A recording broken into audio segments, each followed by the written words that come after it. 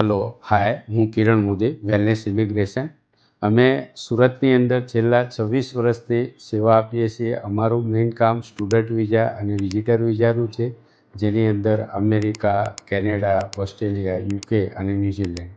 જેની અંદર સ્ટુડન્ટ વિઝાની અંદર અમે સારી રીતે દરેક ગ્રાહકોને સર્વિસ આપીએ છીએ.